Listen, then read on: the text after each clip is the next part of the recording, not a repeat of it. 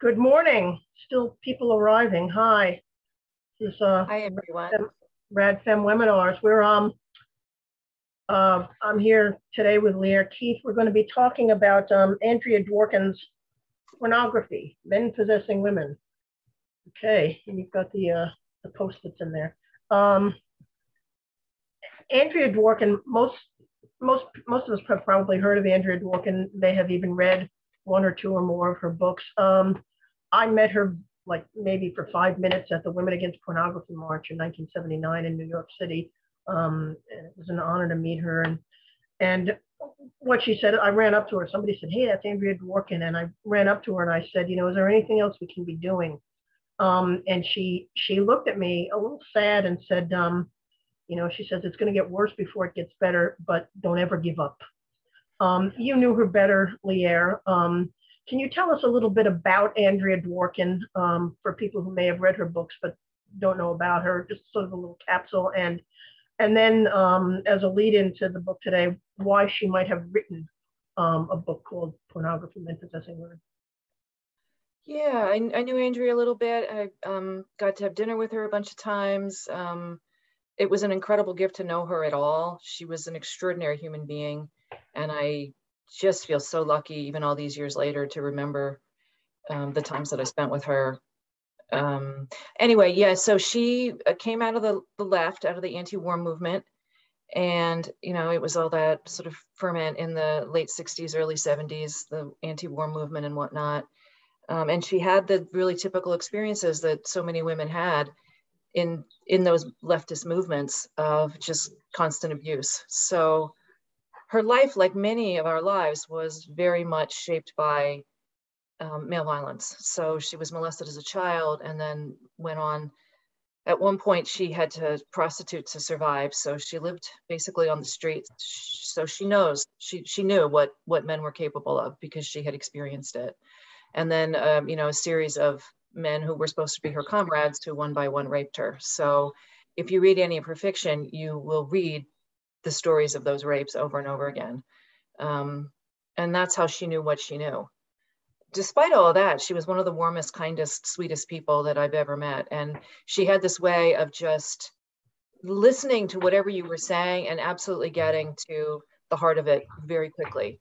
And she would ask you a question back, which you didn't even know you had said something that smart, and she had it, whatever it was that you were saying. I've never felt so listened to in my life. So she wrote a bunch of books, and I think that she's absolutely required reading should be required reading for everybody on the planet, frankly. But I would say between this book and Mary Daly's book, Gynecology, that were both written around the same time, that pretty much chalked out the framework of radical feminism. This book especially, of all her work, I would say is the one that really laid it down, that this is what we now understand about men that up till now nobody has really understood. She did that. She gave us that gift, but she learned it the hard way. It wasn't just observation from afar. It's because of how deeply and consistently she had been hurt by men.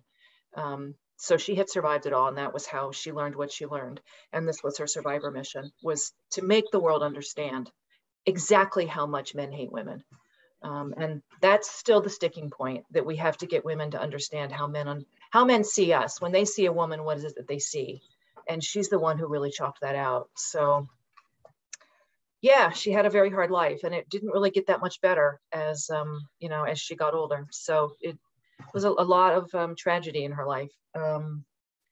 But she did leave us this incredible opus, this incredible body of work. So if you're new to feminism, or even if you're coming back to feminism, if you haven't read this book in a while, reread it. I hadn't reread it in a few decades, and I reread it again for this. I cannot believe how good this book is. I read this originally, it was the summer I was 16. So I got started young, and it completely transformed me. So it gave me every tool I could ever need to get through this world. And she was right about all of it, and then some. I mean, it's completely prescient, because none of us could imagine the internet at that point. And she was absolutely right about how bad this was going to be. So yeah, that's my Andrea. It's a hard book to read. I mean, all of her books can be hard to read because she's so relentless about about truth telling. And in this book in particular, there's a lot of detailed descriptions of, pornography she found. And some women will say her books, or this book is man hating, and instead of focusing on the porn, without recognizing what you just said, is that it's leading to an understanding about how much men hate women. And you will hear people say, or hear women say, what porn does to men, but porn does not arise de novo as a separate thing that then turns around and makes men what they are. Porn comes from men. It comes from who men are and what they are, which is why she starts off, and the first chapter is on power. Power, what does power have to do with pornography? I mean, but she sees power as a manifestation of male socialization and male socialized sexuality. And she describes, this is the first, where she describes pornography like a book or a film in just excruciating detail. It's very hard to read because it's very disturbing. And you read that part, and if you just are unable, if it's too much, if it's too overwhelming, don't read the descriptions. If you can make yourself do that, to read through in all that excruciating detail what's happening in this, book, pornographic book or film, it's very instructive, because this is how men see women. Yeah. The first chapter, I mean, she goes through the 7 tenets of male supremacist ideology, and it's just absolutely brilliant. And the first one is that, he exists no matter what, and he's entitled to take. His self is always there. It exists, and it needs to take things, and so it's allowed to take things. So it's this little circle, and that's the nature of the male self, is that it takes by definition, and the absolute self is expressed in the absolute right to take what it needs to sustain itself. And so ultimately, it's a parasite because it drains the self from those not entitled to it. So of course, that's women. So to him it is given, and to her it is denied. And that's the first rule of male supremacy. And she's exactly right in this. And then the second is about power is physical strength used over and over again against the less strong, and without the sanction to use strength as power. If physical strength is not used over and against others, for instance, if a slave is strong, it is not power. So it's strength plus power is the second tenet of male supremacy. And then the third is that power is the capacity to terrorize, to use self and strength to inculcate fear in a whole class of persons, of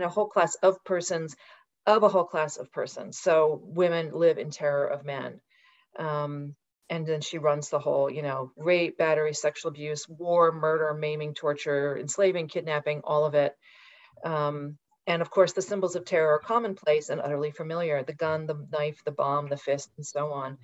And so immediately, even from the beginning, she has woven in here that she'll get into this much later, but it's also about racism. It's also about all the ways that, men do these things to each other on a global scale, all the different kinds of, we're seeing it right now, right? Russia and Ukraine, this is what men do. It's all about power, and it's not just about men over women, though that's central to it. That's where it begins. And this is why it's like, if you understand this book, you can take it anywhere. It's the only thing that really explains the world is this analysis. And this is what radical feminism, particularly Andrea Dworkin, gave to all of us, right? Is this understanding? Because otherwise we're just out here, I don't know, it's a chaotic sea, and we don't really understand how we got here. And so then the fourth one is naming. Men have the power of naming, to define everything in the world. That's what they do. They get to call things what they are. And then that's not just random words, that has meaning in the world. So like she writes, he does not merely name women weak. He mutilates the female body. He binds it up so that it cannot move freely, uses it as a toy or ornament, keeps it caged and stunted because he has named women weak. He says that the female wants to be raped, he rapes. She resists rapes, he must beat her, threaten her with death, forcibly carry her off, attack her in the night, use knife or fist, And still, he says she wants it. They all do. So this is the power of naming. You know, it has huge social meaning because men enact it. And in enacting it, they also name it. So it's this like complete circle that you get to do when you have that kind of power socially. He actively maintains the power of naming through force, and he justifies force through the power of naming. So there it is. And then fifth is the power of owning.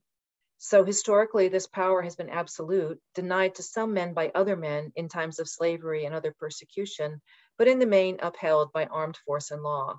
In many parts of the world, the male right to own women and all that issues from them, children and labor, is still absolute, and no human rights considerations seem to apply to captive populations of women. And then she says, you know, we've modified this some, but it's still essentially how our society works. And then she's got the power of money, which money is different for men and women. The power of money is distinctly male power. Money speaks, but it speaks with a male voice. In the hands of women, money stays literal. Counted out, it buys what it is worth, more or less. In the hands of men, money buys women, sex, status, dignity, esteem, recognition, loyalty, all manner of possibility. So, yeah, women are cursed for succeeding relative to their male peer group. Poor women in general use money for their basic survival of themselves and their children. Poor men in general use money to an astonishing degree for pleasure.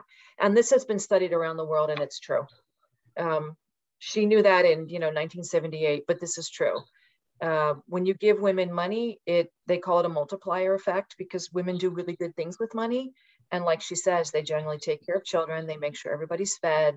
They make sure children go to school. They take care of old people. They take care of sick people. It's all about, building community and those sort of primary bonds that we should have with each other. And men essentially gamble, drink, and potentially buy prostituted women. That's what they do with money.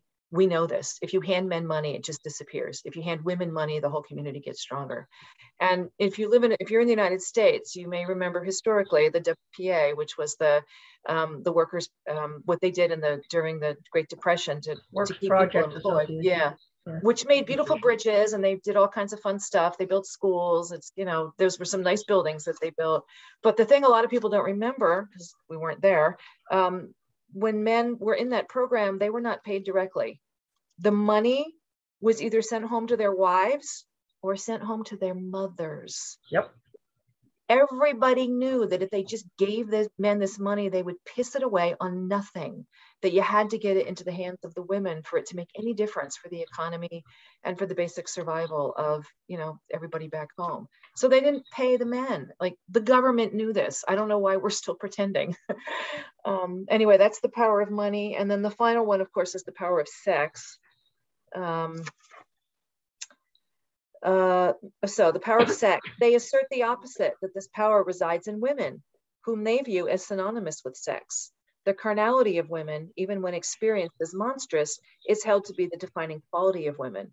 Reduced to its most explicit and absurd detail by its most sexually explicit proponents, the argument is that women have sexual power because erection is involuntary. A woman is the presumed cause, therefore the man is helpless, the woman is powerful. And we hear this all the time, that women have this special power over men. And I don't know how many of you have read that the Madness of Crowds. No, the one that came after the Madness of Crowds, the Douglas.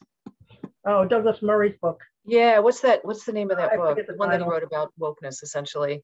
Yeah. I got it upstairs. I can't remember what it's called. His it's like an interesting book. It's worth reading. His chapter on women is utter garbage because that's his argument right there. And he's gay, right? And he still says, no, women are the ones who ultimately have the power. Feminism is basically ridiculous at this point because men are aroused when they look at women. That is his entire argument. I could not believe what I was reading. It's exactly this. I know. I know. I line up behind the other men, like, oh yeah, women have all the power. I know. I was like stunned when I read the book. It's like, okay, give them the benefit of the doubt, and then I read it, and yeah. It's absolute garbage chapter. Yeah, I mean, it's that seventh thing was sex, the power of sex, and she goes on to say that male sexual power is the substance of culture. that is what is just pervasive. And when you read her descriptions of the porn and what's happening in all those books and films that she's describing, every woman will realize that the portrayals of women reflect nothing about how real women actually feel, what we actually experience, what we are, and what we enjoy. I mean, you read that, and this is not what us as real women enjoy or want. This is what men think that we do enjoy, should experience, and is somehow natural, which is what even Douglas Murray was saying. Yeah. So what does all this have to do with porn? I mean, she starts out with power, but what does it have to do with porn? And we did, make allusion to the fact that power is, the power is a manifestation of male socialization, male socialized sexuality. And the next chapter that she goes on to talk about men and boys, and that when we say that porn is not something that changes men, porn is something that comes from men. It doesn't cause them. Porn doesn't cause men to think those things. That is what men are thinking to start with. Boys become men to escape being victims by definition. Everything that we see women going through in porn is what boys don't ever want to experience, because that makes them victims. They know, and they're taught from early on, that women are the victims. So it's safer to be, like a father than the mother. The boy's mother can't protect herself or her son from the father who is violent. And violence becomes the primary component of male identity, to do violence rather than to be victimized by it. And this is where she, absolutely brilliantly comes up with what we know to be true, is that male socialization, male socialized sexuality is completely intertwined with violence. You can't separate them. And that's something that's taught to boys early on. I found this incredibly poignant paragraph in here on page 51. Boys become men to escape being victims by definition. Girls would become men if girls could, because it would mean freedom from rape most of the time, freedom from continuous petty insult and violent devaluation of self, freedom from debilitating economic and emotional dependence on someone else, freedom from the male aggression channeled against women in intimacy and throughout the culture. And here we are in the year 2022, and don't we have an entire generation of girls doing exactly that? They think they can escape. If they just take their testosterone shots, that they will somehow be free from the cast of women. And I just found that just utterly heartbreaking to read that, because at that point, nobody was doing it. Nobody knew that it was going to be a thing. And she absolutely called it, because that's the deal they're offering girls, the teenage girls especially. It's like, you don't have to put up with this. You can just pretend to be a man and it'll all be okay. But anyway, back to your point, yes, men develop a strong loyalty to violence. Men must come to terms with violence because it is the prime component of male identity. Institutionalized in sports, the military, acculturated sexuality, the history and mythology of heroism, it is taught to boys until they become its advocates. Men, not women. Men become advocates of that which they most fear. In advocacy, they experience mastery of fear. In mastery of fear, they experience freedom. Men transform their fear of male violence into a metaphysical commitment to male violence. Violence itself becomes the central definition of any experience that is profound and significant. So, and then she quotes a whole bunch of men, different philosophers and, different radical thinkers and blah, blah, who essentially just extol how wonderful it is to be violent. And she uses men's words. It's like, she's not saying this about men. Men are saying this about themselves. And that's really, the thing that everybody trips up on when they want to say, oh, she's a man hater, is she's just telling you what men are telling us. That's all. This is what men say about themselves. And if men don't want this to be true about themselves, we need to hear from them, because, across the board, this is what they do. This is what they say. This is what they think. This is what they say sex is. She's just showing us what it is that the men have done. So yeah, and this is such an incredible insight about male socialization, about because we know this about children who are abused, right? You're going to identify with the abuser. It's too terrifying to identify with the victim, whether that's yourself, whether that's your mom. That's just a function of being a child and being utterly dependent on big violent people. Is you tend to split, and you will see the abuser as the good person and all the other victims as the bad ones, and you need to identify with the person in power. And it's very hard to disentangle that when you're a grown-up. If you want to aim toward healing and not toward just replicating that, that's what you have to do. But it's very common, and that's what men have to do to grow up. That's what boys have to go through. That's what the society does to them. That's what older men do to younger boys. And her point also, which is very chilling, is that over and over, they know. I mean, this is the thing. Men know what they've built into their own sexual desires, into their own sexual impulses. And their goal is to say, do it to her, not to me. I'm the human being. I'm not the object, that's her. So they have to do this. They have to bond with other men to make sure I'm on the side where this is not going to be done. Especially if they've already been abused as children. Like, a lot of boys are molested. I think it's 1 in 11 in the United States. That's a whole lot of rape. It's horrifying, right? But in order to say, okay, well, I'm going to get to grow out of this. It's not a permanent cast for me, but for her, she's the one you want to go for. It's not me. I'm going to age out of this at some point, and I can choose now to be on the side of the person who does it, not the person to whom it is done. And overwhelmingly, that's what they choose. They don't choose to identify with us for the rest of their lives. They make that leap. I mean, she says, men renounce whatever they have in common with women. And it's completely eroticized. If you talk to a man, sit and talk to a man about pornography and say, well, okay, this would be okay if the men weren't dominating the women at all, if there was absolutely no dominance, and if there was no boundary violations, if it was all completely consensual every step of the way. And if you talk to a man about what it would be like if pornography had no domination and boundary violation, they will eventually all come to some form of saying, well, then what's the point? Why? Yeah. What's the point? Why would I want to watch that? And they have the internet to prove that. It took, not even a decade, and we went right from, naked women in fields of daisies to the most deranged acts of utter torture against women. Every 30 seconds, regularly, just another one. And that's what they did with the internet. They did 3 things. They can destroy the world and still talk to each other, so they can survive a nuclear war. Great. Globalization, so they can transfer vast amounts of capital with the touch of a button. We wouldn't have globalization without the internet. And porn. So this is it. It's like, at one point in this book, she says, this is the male trinity is violence, sex, and death. And here we are. And that was what they did. The moment they got the internet, that was it. But there's this wonderful quote: men are distinguished from women by their commitment to do violence rather than to be victimized. Men are rewarded for learning the practice of violence in virtually any sphere of activity by money, admiration, recognition, respect, and the genuflection of others, honoring their sacred and proven masculinity. In male culture, police are heroic, and so are outlaws. Males who enforce standards are heroic, and so are those who violate them.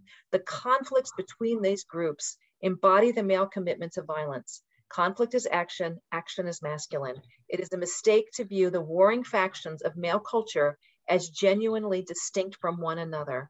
In fact, these warring factions operate in near perfect harmony to keep women at their mercy one way or another. That's it right there. I mean, the left and the right, there you go. It doesn't matter. Very, very prescient chapter. One thing she said sort of in the middle of it all that just struck me, and she really didn't go further with it, but talk about prescient. A male masquerading as a female is dangerous because men cannot distinguish him from the real thing, literally.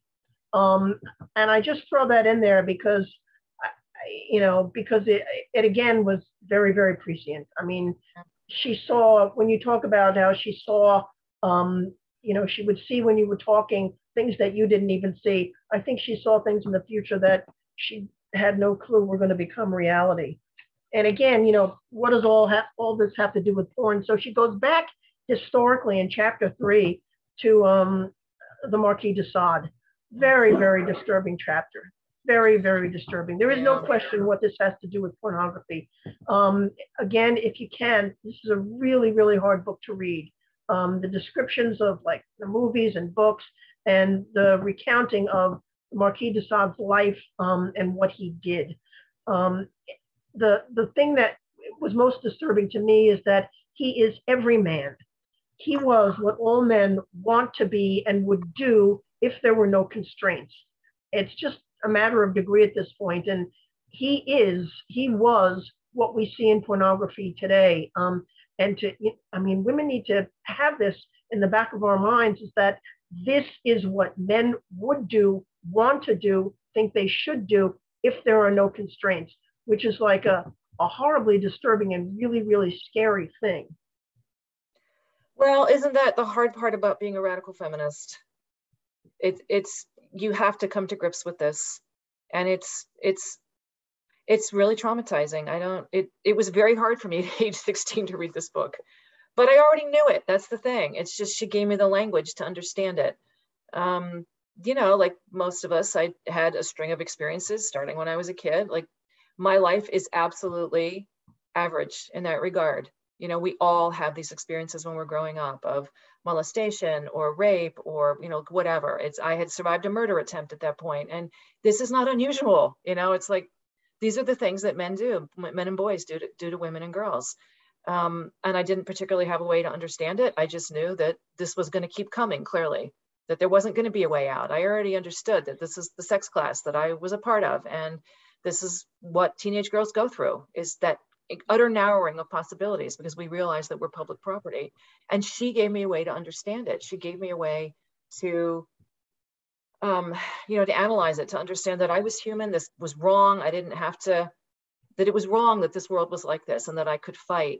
But it does mean that there's a sort of a trip into Hades and back, because the thing that you have to come to grips with is that it's bottomless, is that the perpetrator is insatiable and he is everywhere. And nothing you do or say is ever going to make him stop, right? For men, there's no bottom. Like you can read whatever part in history you're going to read, and it didn't matter. Like, because I'd already read Mary Daly, so I'd been on that little trip around the world. Oh, here's foot binding in China. Oh, here's genital mutilation in Africa. Oh, here's gynecology in America. And it was going to be the same torture no matter where you landed. And she has the Sade ritual syndrome, so the pattern was there. She had seen that pattern for us, and I had to just realize that insatiability, that the sadism of men, just there was no bottom. There was always going to be one more thing. So was I going to be strong enough to absorb that fact and to not let it kill me? And that's the moment, I think, when so many women have to decide, am I really going to be a feminist? Or am I just going to kind of know that this shit is bad and move on with my life in some other way? Because it is really hard. It is very, very traumatizing to come to grips with that. It's a mass scale. You look at history, 10,000 years, this is what you find over and over again. Like that much hatred is almost incomprehensible. But that's the thing that we have to come to grips with. It's bottomless. The perpetrator is insatiable. And it's horrible. It's horrible because they're all around us and you can't tell which one's coming for you. We don't know. You don't know. And so we live in this world of just this backdrop of terror. It's just, that's what women have to live with. And it's best you can, you have to join this movement. It's our only hope, is that as a class, we can analyze it and we can fight it if we have that analysis. But there's no backing away from that. You're going to have to do that trip to Hades and back. There is life on the other side, but this is, I think, where a lot of women stumble because it is so painful. She talks about Sade and, and says that his ethic is the absolute right of men to rape and brutalize any object of desire at will. And this resonates in every sphere. That is such a hard thing to face. It really is. And it is not, you can't come at that with, well, we can educate them. We can try and teach our boys this. We can educate us from the day they're born, from the day a male is born. He is relentlessly socialized into domination and violation. He's absolutely relentlessly socialized into what Marquis de Sade took to its logical conclusion. If if any man was unconstrained. And when he walks out the door, all other men and boys are going to be teaching this to him as well. It's so much more than just educate. It's so much more than that. I remember, oh gosh, it's a bunch of years ago now, I had this friend who, she was a good lefty. She'd been to Central America and built schools, and her husband had taken in illegal refugees. I don't know what it's the sanctuary movement stuff. She had done that for years, where they took people into their home who were escaping various horrible things and did need refuge. So, she had real lefty cred, but she had 2 sons. And I remember her once having this conversation with me, and it just this sort of throwaway comment, oh yeah, he's going through his I hate girls phase. And I just looked at her and I was like, why would you say that? His what? Like, I was so stunned. And she's like, oh yeah, they all go through this. And I was like, Lucy, it's not a phase. You understand this, right? Like, the number one reason women go to emergency rooms is battering. It's not a phase. They get bigger and bigger, and then they start acting it out on the women and girls in their lives. What are you talking about, a phase? And she was like, like, it was, this real like split thing here where she just couldn't decide where was she going to land, because she knew I was telling the truth. And then, I didn't, and I was like, I want you to put in some other words here, oh, he's going through his I hate people of color phase. He's going through his I hate Jews phase. That would never fly in your household, and you know it. Life would come to a halt until you address this with your son. You would never let him do this, never. And she had to admit that was true. She would be completely horrified if her son was saying that about any other group of people.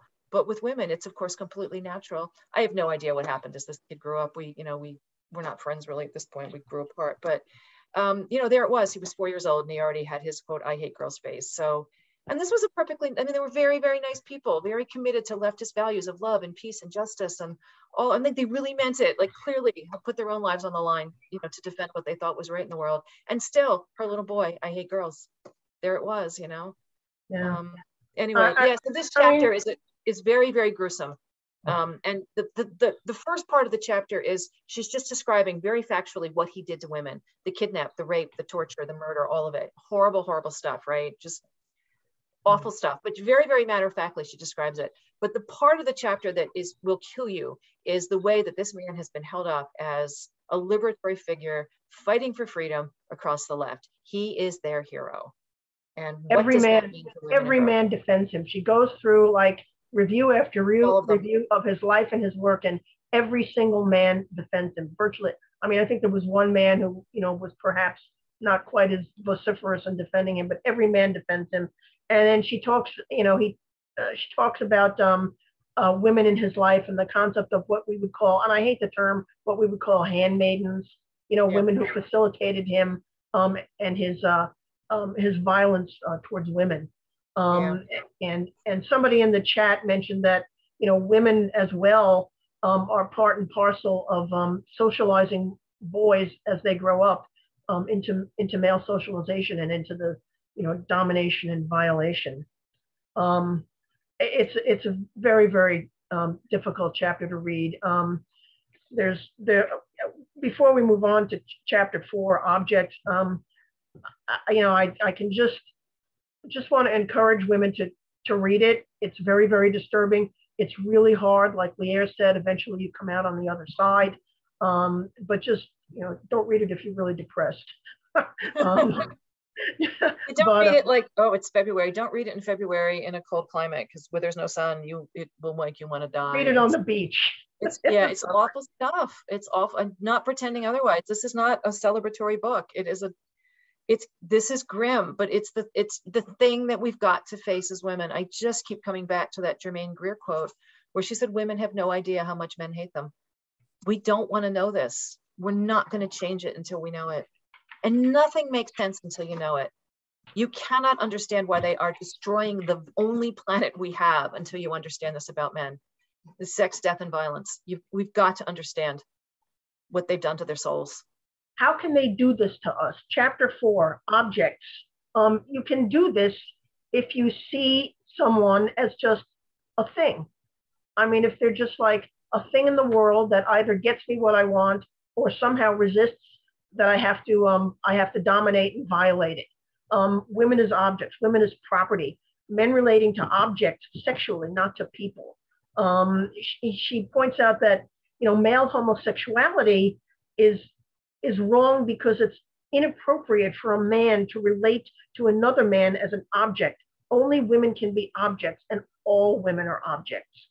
And you know, it moves from there just seamlessly for men to saying that, well, you know, they're objects, and they get to, you know, men get to name what women are, what women aren't. So all women want sex at any time because men define the objects that are women.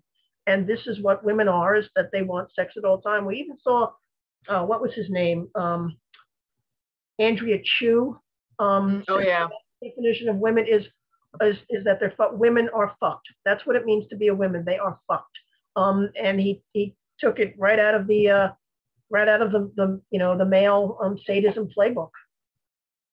Speaking of Mr. Andrea Chu, this actually, I found another quote that I thought was super prescient here. So she's talking about that Leopold von Sacher-Masoch, who's where we get masochism from. That he's a pioneering male masochist.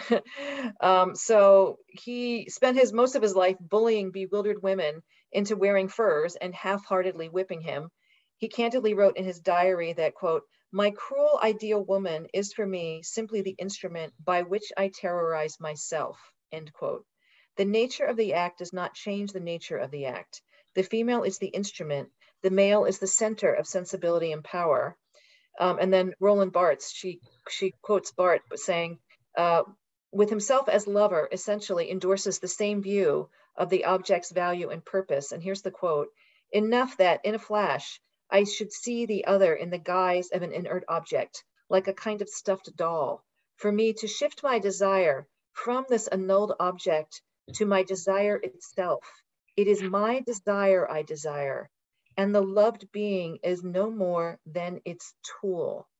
Now that right there is the groundwork for autogynephilia.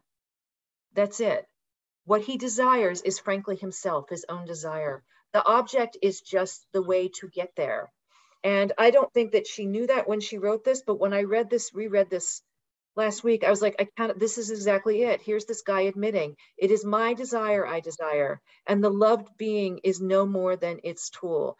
That is why we now have an utter outbreak of autogynephilia. All it took was a tiny bit of porn, because this is how men construct their sexuality. All it took was a few images, you know, a few weeks looking at that shit online, and we have this, you know, mass migration of men into transdom. Because that's it. That's male sexuality right there. Also, I just have to say that when I read this, it is my desire I desire, and the loved being is no more than its tool. I have never in my life experienced that. I mean, like everybody else, I've fallen in love. I've had some wonderful relationships. I have been very happy with my adult life as my partners and whatnot. I've just been incredibly lucky. Perhaps I've chosen well. I don't know. I have never experienced that. The loved one is just my way to desire myself, and this object is no more than its tool. And I'm sometimes struck by, like, what a horrible empty life these men lead. How can you look at this person who has brought you so much wonder and so much joy? You know, you cannot believe you are so blessed that you get to feel this with another person. That communion. You know, that just the utter vulnerability of love, and that you get to experience this thing with another person, but they're just an object and a tool for you to desire yourself. As like, nothing in me recognizes this as a human experience. It is clearly what men experience. I don't know what they're talking about. And it just sort of breaks my heart that like, your soul is just dead at that point, you know? Think about, you know, women will sometimes say, oh, but, you know, this guy, he's so sweet. It's like, how does he treat, and how does he think about, and how does he feel about women he's not having sex with and will never, ever have sex with? And it's different. I mean, it's different. They are just objects. Those women just become objects in the world, at work, wherever, that become either useful for some purpose or not useful for any purpose. And that's part of what she's talking about with objectifying, is just treating as an object. It's, if you, and we see this with, the whole friend zone thing. Right. If he sees that he can never have a sexual relationship with a woman he's developed a supposed friendship with, well, then what's the point? What's the point? Yeah, and they're so disappointed that they, quote, just get to be friends. How Yeah, is a friend not a precious thing in this world? I know intimacy becomes only about sex. When therapists will say that when they ask men about intimacy, that all men immediately think sex. That's what it is, and that's all intimacy is sex, and that there is no intimacy in the context of a relationship where he's not getting sex out of it. I'm reading the chat also when women are, and she gets near the end of this chapter, she starts talking about the therapists, and I think mentions, I believe it was Kinsey, who kind of, felt that any woman who doesn't want sex when a man wants it with her is sexually inhibited. And that's the definition of sexual dysfunction in women, is that they're inhibited because they don't want sex when a man wants to have sex. And it doesn't even matter what it is he wants to do to her. She has to just want it at any moment, any time, any place, anywhere, or else there's something wrong with her. And these are the people who sort of established, the professional rules about, like, psychologists are supposed to follow about what is sex and why is sex and all of this. And just the profound misogyny that runs through all of this. Well, you can read Sheila Jeffrey's work about this as well. I mean, she's really the one who nailed those guys, but it's just utterly horrifying that all of them just see women as objects. This is the thing about, work like Andrea's work or Mary Daly's work, is like, they'll just run through every profession essentially. Oh, here's a philosopher. Oh, here's a freedom fighter. Oh, here's a psychologist. Here's somebody who's a religion guy. And They all have the same view of women. It's all just, more excuses to see women as objects, to torture women, to hurt women, to take women, to use women. They're all of them are doing this across every level of the culture, which again is this trip to Hades that you just have to make. But it's the only way that we can fight it. And this, this idea that women are supposed to, if they are really, performing well as objects, want sex all the time. And that, that takes her right into chapter 5 on force. And she says, men have created a paradigm where force is natural and never wrong. Women provoke men to sex. We were talking about that before. Douglas Murray believed it. Women provoke men to sex, but then resist, because that's what women do. Therefore, men have to use force to overcome that resistance. If a woman really did not want sex, she would resist, but women always resist. So real resistance, would leave a woman dead or severely injured. So if she's not dead or severely injured, how could she really be resisting, even though she says she's resisting? So, force is the point and purpose of sex for men. All women who want sex want force. And the women who want it want force and express that by resisting, which provokes more force. So that the woman who doesn't want it must be forced. I mean, it's just this circular justification of force, and it is not, that is not something that men even think consciously about. That is male socialized sexuality, and some people say, she's, aside from the description, she's not really talking much about pornography, but she is, because of this is where the pornography comes from. It comes from this desire that women must be forced. Yeah, and the humiliation involved in realizing that she wanted to be forced is supposed to add to her sexual pleasure in porn. You see this over and over again. Yeah. So she says, I don't want it, I don't want it. The only reason she says that is because she really does want it. And then when he does force her, she comes in a shuddering orgasm. And then she's humiliated by the fact that actually she wanted it. And all of this is supposed to be more sexual pleasure for women. And so it's just an utterly self-sealing little, hermetically sealed little world that men live in through porn, that this is just there's no way out. Like there's nothing. And now we have the, the rough sex defense when women are out and out murdered, which has just become the norm now. In my lifetime, this has gotten so much worse. And I really do want to say to the women who are, under 30 here that we did try. I mean, some of us did see this coming. I don't know that we could have predicted the internet in 1980, but we did see how bad this was, that it was gaining steam. And we fought like hell. We tried. And we couldn't. I mean, it was a tsunami wave. And now the things that are considered normal part of sex now are just unbelievable. And I want you to know the world was not always like this. Nobody, when I was a teenager, was choking anybody for fun and calling it sex. That was not a thing. That had to be invented. And now it's utterly normal, I know, because you turn on the internet and there it is. It's just woman after woman being choked by men and thinking that this is somehow supposed to be sex. And it's utterly horrifying to me that this is now, it's just normative. And we could go through all the horrifying things now that are happening in porn to women. And it's awful. And it is happening to real women. We know this. The statistics are absolutely grim, especially for teenage girls. And I'm really sorry. We did try. We did, but we lost. We utterly lost. So here we are in our little corners being called transphobes with no platform at all anymore to even do our basic political work. But we did try, and I'm sorry we lost so badly. I know. Those of us who grew up umpteen years ago, I mean, for me, it feels like I got the last chopper out of Nam, I know. That's how it feels. How do you respond when women hear all this and say, but not all men are like that? That's great. I'm really, really glad if you have an example of a man who is not like this. That's fabulous. And I hope that he does something useful with his not being like this, like help to form a political movement to join us fighting this. Because if he's really not like this, he hates this too.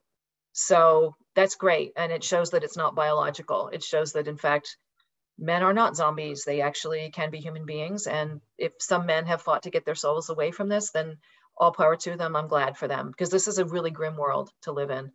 But that's not really the point. The point is that on a mass scale, this is who they are. This is what they're doing. These are the men in power, and they are every single day socializing more young boys into exactly that.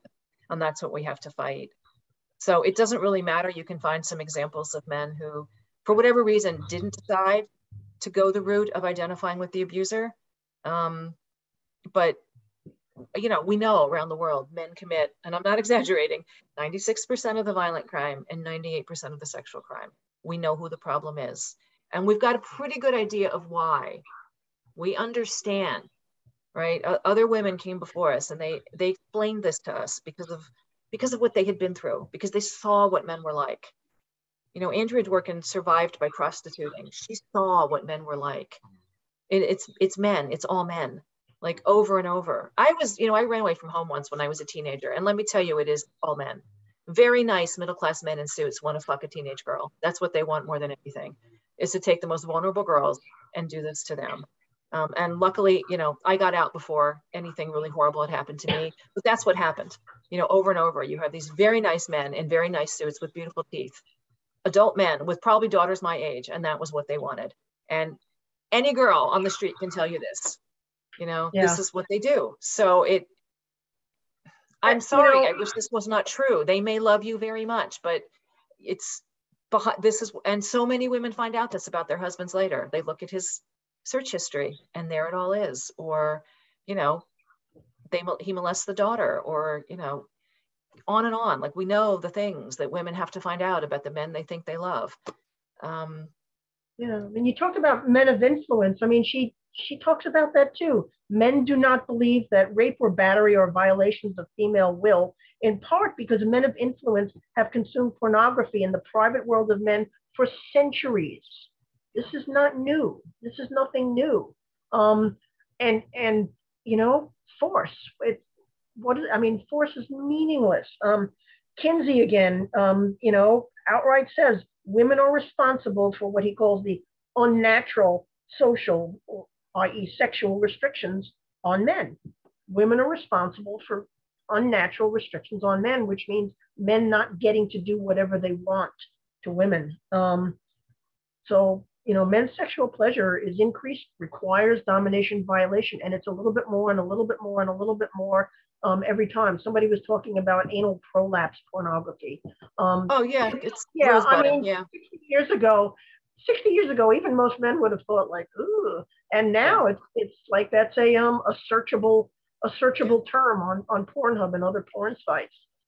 It, Um, it there was a brief period where they were doing this kind of anal rape, just horrifying, painful, degrading torture on women, and the prolapse was absolutely going to be there. But they didn't show it because they knew that everybody would be grossed out by it and that it was a line too far. And that really only lasted about maybe 5 years. And the next thing you knew, the prolapse itself became the point, and they call it rosebudding. And you can find this porn very easily. That is the point of it, is to show the result, is that the permanent damage to the woman's body is the point of the porn. yeah. And we need to face how bad this is. You know, you talked about if there are occasional, like, good men for whom this is horrible. I mean, they read, they find out about this porn, and it is horrible. But two things is one, how do they react in the locker room when other men are talking about this or passing their phones around? I mean, how do they react? And do they really need to stand up to it if they're truly good men? I think they probably do. I don't know if they do. And even so, even the supposed good men, if you listen to women, and if you let women just talk unguardedly, there is still a component of men needing some kind of domination and violation in most aspects of most relationships, even the good ones. So it's hard to recognize, and female socialization, as well as the desire to have some kind of gratifying relationship in their lives, leads most women to say, to excuse a lot of things that if she was not in that relationship, she'd be like, I don't know, that doesn't sound right to me.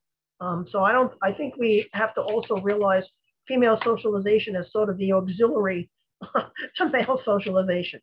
Female socialization is nothing women have created. Male socialization and men have created female socialization in order to support what male socialization and male sexuality wants to do to women. And that kind of, that leads her into into that last chapter on whores. And she's not so much talking about prostitutes, but talking about men controlling the sexual and reproductive uses of women's bodies. And that makes all women into what we think of as the worst of whores. I know I hate that term. The institutions of control are everywhere, everything: law, marriage, prostitution, porn, healthcare, the economy, organized religion, and systematized physical aggression against women. She says one does not violate something by using it for what it is. And it's neither rape nor prostitution is abuse of the female, because in both the female is fulfilling her natural function. So pornography is a reflection of what men want women to be, and women are using women for what they are, which is sex, which is whores, which is to be dominated, to be violated. So for men, sexual freedom is just the unrestrained expression of male sexuality. I had that exact quote bookmarked too. So we picked the same one. Yeah. And then she goes on to say this thing that is sort of one of the classic quotes that gets passed around about her. And she's exactly right about this. There is a right-wing ideology and a left-wing ideology. The right-wing ideology claims that the division of mother and whore is phenomenologically real. The virgin is the potential mother. The left-wing ideology claims that sexual freedom is in the unrestrained use of women, the use of women as a collective natural resource, not privatized, not owned by one man, but instead used by many. The metaphysics is the same on the left and on the right. The sexuality of the woman actualized is the sexuality of the whore. Desire on her part is the slut's lust. Once sexually available, it does not matter how she is used, why, by whom, by how many, or how often. Her sexual will can exist only as a will to be used. Whatever happens to her, it is all the same. If she loathes it, it is not wrong. She is. Within this system, the only choice for the woman has been to embrace herself as whore, as sexual wanton or sexual commodity within phallic boundaries, or to disavow desire, disavow her body. The most cynical use of women has been on the left. Cynical because the word freedom is used to capture the loyalties of women who want more than anything to be free. So that's it. That left-right dichotomy is right there. Yeah. Let's wind up with the question that 23-year-old me asked Andrea Dworkin back in 1979. Andrea, what else can we be doing? I mean, what else can we be doing? We need to be fighting this on a mass scale. So, you know, you can join Gail Dines' group, Culture Reframed. That's a very good one, at least for in the English speaking world. I don't know about other countries as much, but I know Iceland did some really great stuff for a while. They were really trying to get porn out of their country. They got all the strip clubs out, which was amazing. That was, God, almost 10 years ago now, where they just by fiat said, we're not doing this anymore. It was so clear. Iceland's such a small country. It was really clear. The 100% of the women who were in the strip clubs were immigrants from North Africa. So it was all women of color. It was all poor women. It was all trafficked women. They have a really good social security net there. Nobody's poor there. No woman had to do it. And so no woman did. So it couldn't have been clearer who was being exploited here. And that it's always about, you know, some level of social coercion, poverty. And so they said, no, women, and the woman who was the president of Iceland at that point said point blank, men just have to accept women are not for sale here anymore. And they just shut down all the strip clubs, and it was absolutely amazing. There's no reason we couldn't do that everywhere. Now, I grant you there's a lot more money and power involved in places like the United States, but theoretically we could do it. We need to keep fighting this legally. I know it's hard here because of the First Amendment, but there are ways we could be suing them. That was the whole model that the McKinnon-Dworkin, the ordinance was that women should be able to sue. It was not a criminal law. It just said that women could sue if they could prove harm. And there are places where similar laws have actually been passed, but women haven't actually been using them. Like in Illinois, they have a law like that. We need to be doing that. And then of course, there's the equality model, the Swedish model, whatever you want to call it, to get women out of prostitution, to end prostitution. So this was really my fight for years. And then I got so deplatformed that I was useless. So I think a lot of us feel that way, that we had work we were doing, and then a bunch of really porn sick men made it impossible for us to speak in public. So now here we are, but this battle is still there to be fought. And we can't just fight it on a personal level, though that's a good thing to do. If you're in a bad situation, get out, you deserve better. No woman deserves any of this abuse. Please get out. But on a cultural level, on a global level, we all need to get out. You know, this has to stop. So we need to have those movements once again that will actually aim to make huge structural change where this is not, you know, this is not normal anymore, that we put this back onto them.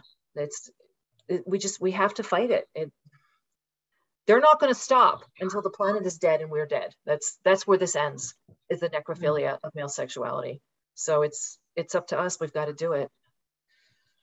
We do. We didn't even get into, and she talked throughout the book as well about racism. And no, I had a bunch of those bookmarked, but it's about in there, racism. People. Her analysis was complete. Yeah, about racism and about capitalism, about money. I mean, she talked more about those. I mean, there's just a lot in this book. There's someone in the comments saying that, you know, we don't have the job of every, you know, of dealing with every individual boy and man. There really needs to be a mass movement. And I also feel a huge amount of regret for, we tried, some of us just kind of years ago, some of us kind of retreated into personal successful lives and perhaps even dropped the ball, but it's really life or death now for women, for all women. I do this because I absolutely love women, because women are not only the salt of the earth, but what, we give life.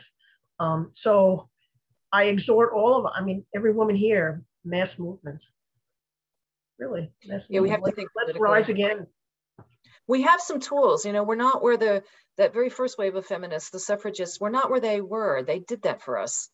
We do have the capacity to participate in civic life and political life. Yep. We can run for office, we can write laws, we've got women lawyers. Yep. We ought to be making more of a dent, and instead we're just losing. So Yep. rallying call, like to the barricades, women, we've got to get this done.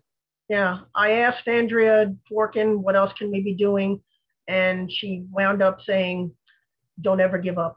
And that's what I'll leave you all with. Don't ever give up. Thanks for being here, everyone.